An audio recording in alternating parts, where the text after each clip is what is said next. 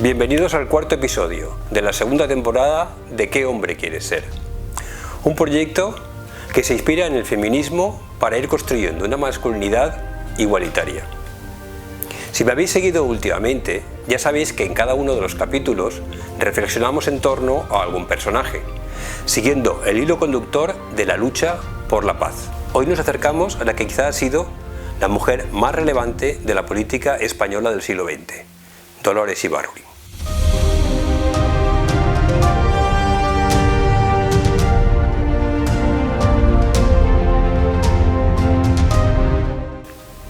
Vaya por delante que, a mi modo de ver, la figura de la pasionaria no ha recibido una consideración acorde con el papel que desempeñó en la vida pública. Ninguna mujer y muy pocos hombres atesoran en su biografía la experiencia de haber sido diputada en el Congreso de la República y en la recobrada democracia, haber ejercido 18 años como secretaria general y 29 años como presidenta del Partido Comunista de España, principal partido de la oposición antifranquista, y haber impulsado y dirigido entidades nacionales e internacionales de mujeres por la paz. Y todo ello siendo una persona autodidacta, hija y nieta de mineros. Esta carencia puede tener sus raíces en la propaganda del franquismo, que demonizó a la dirigente comunista, pero es también fruto del menosprecio a la memoria democrática de los gobiernos del bipartidismo y de la incompleta genealogía del movimiento feminista español. Paradójicamente, ha servido de inspiración a intelectuales y artistas de todo el mundo, como Octavio Paz, Pablo Neruda, Rafael Alberti, Federico García Lorca, Miguel Hernández, Víctor Manuel, y ha gozado de un enorme reconocimiento internacional, habiendo recibido múltiples galardones y homenajes, entre los cuales se halla el Premio Lenin de la Paz. Es precisamente en este último aspecto, la lucha por la paz, en el que nos vamos a centrar en esta ocasión. Dolores, como buena parte de la clase obrera mundial, queda conmovida por la Revolución de Octubre de 1917 y la toma como modelo.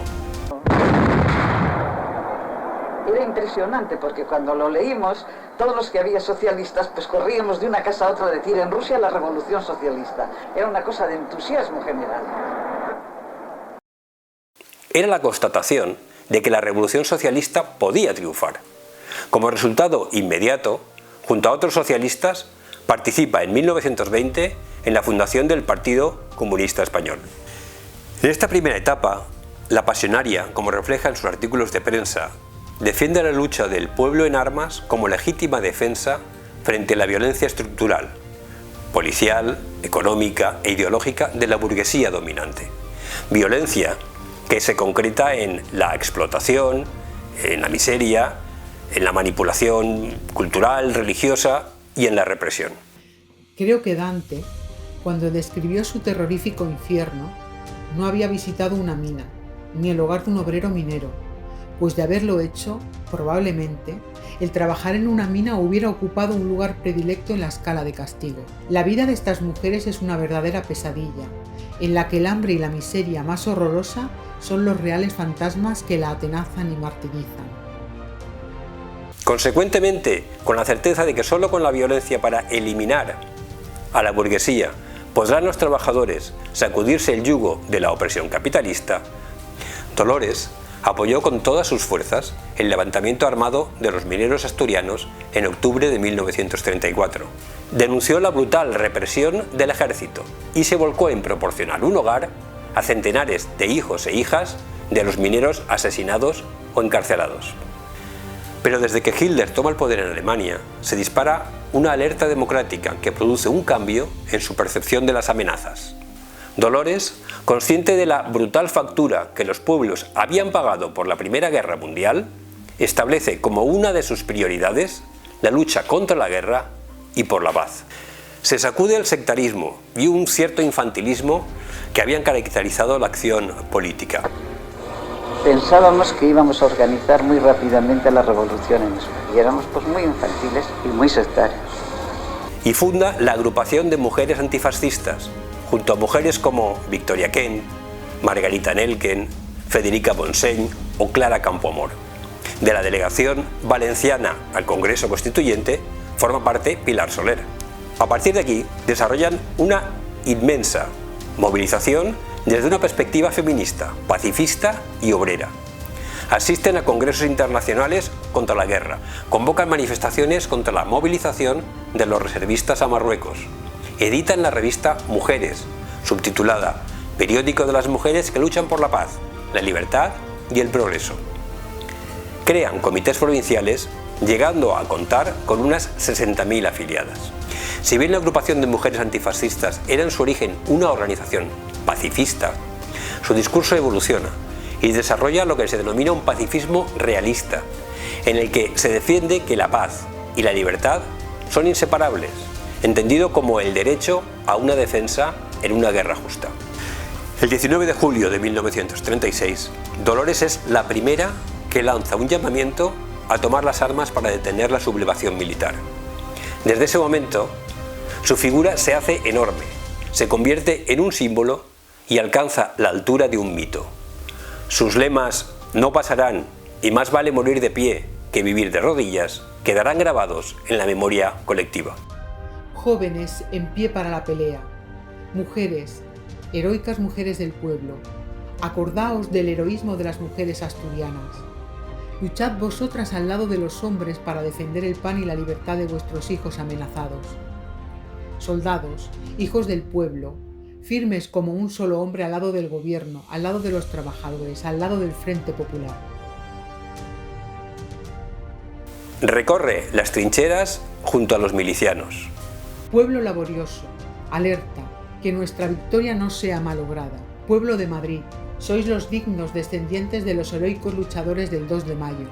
Nuestras mujeres han sabido hacer honor a la tradición luchando con bravura.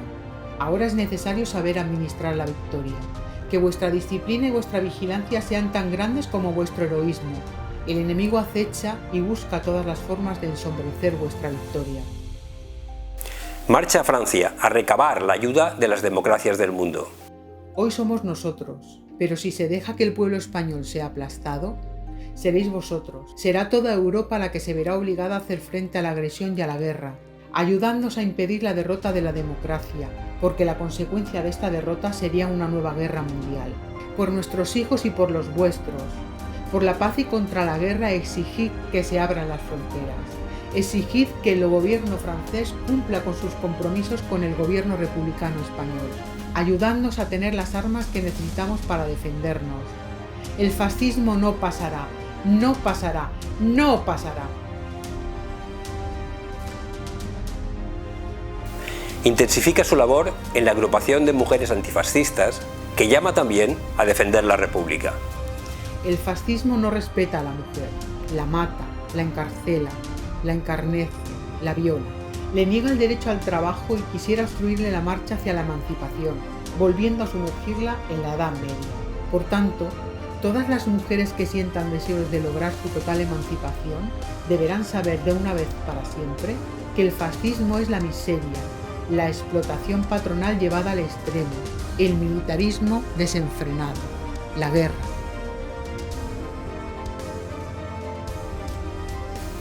Además, junto a la lucha contra el fascismo, apelan a los derechos políticos y civiles conseguidos por las mujeres. Queremos tener todos los derechos en la ley y en la política. Queremos que nuestro salario sea igual que el de los hombres y que al pagar a un obrero no se le pregunte su sexo, sino su capacidad y rendimiento. Fue implacable también en la detección del enemigo en la retaguardia. Pero la quinta columna está dentro de Madrid, y a esta es a la primera que hay que derrotar. Y hay que derrotarla buscándola en sus propias covachas, haciéndola saltar. Tenemos que conocernos todos. Hay que saber quién es el vecino de al lado, de dónde viene y a dónde va.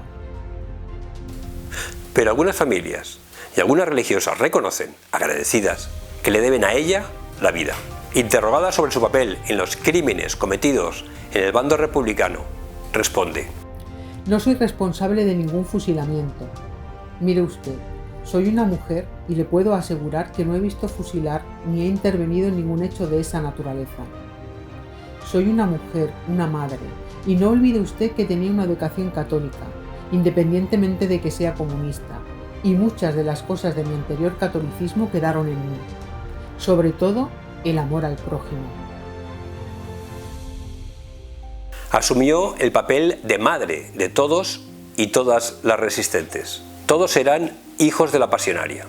Pensaban hacerme una ofensa llamándome madre de todos vosotros, pero me siento orgullosa de sentirme madre de esos héroes antifranquistas y esos heroicos milicianos que defienden a sus madres contra una clase que quiere conservar sus privilegios.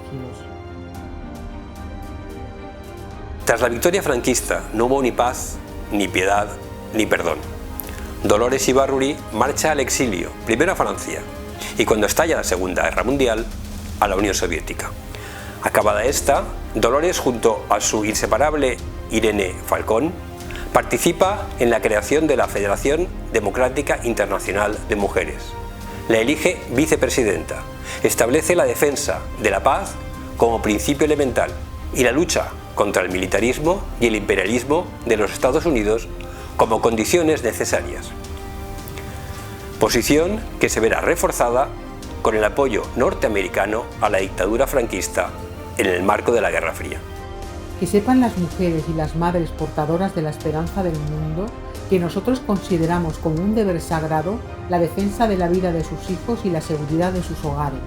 Que la juventud nos oiga y se una, sin distinción de opiniones políticas y de creencias religiosas, para barrer de las rutas luminosas del porvenir la matanza colectiva. Estamos preparados a ganar la batalla de la paz, es decir, la batalla de la vida.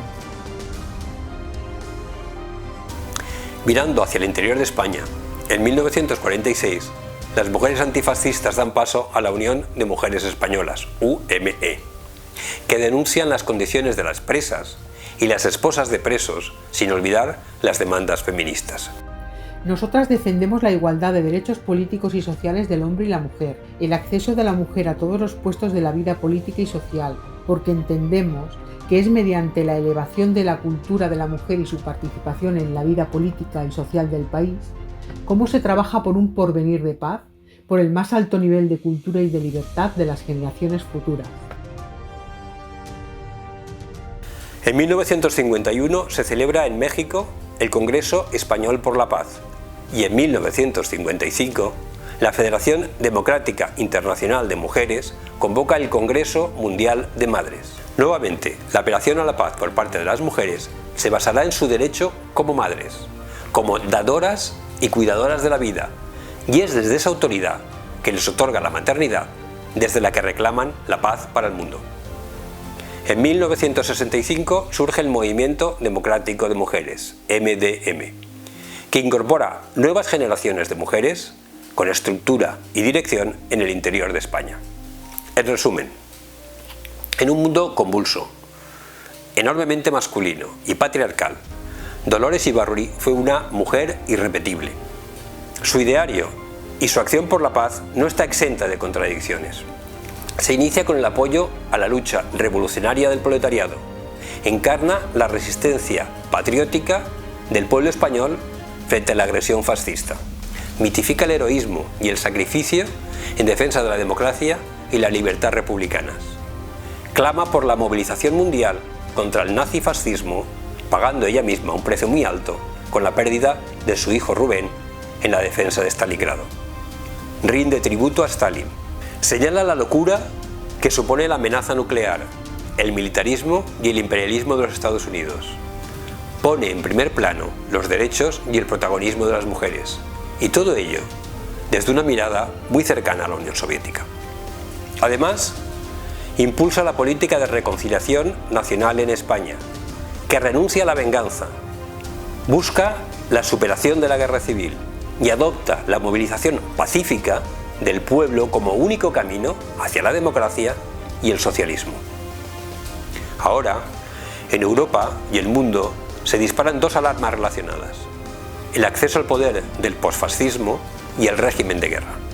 Ante esta amenaza, creemos que el mensaje de Dolores Ibárruri, que con 90 años participó aún en la campaña por la salida de España de la OTAN, sería contundente y se podría resumir en un no a la guerra, no al genocidio, no al aumento del gasto militar y sí a la movilización por imperativo ético por la paz.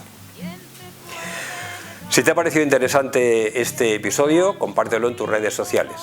Nos vemos la próxima semana. Gracias por tu atención. Y que era inevitable la reconciliación. Se gastan las palabras golpeando contra el muro, pero ahí está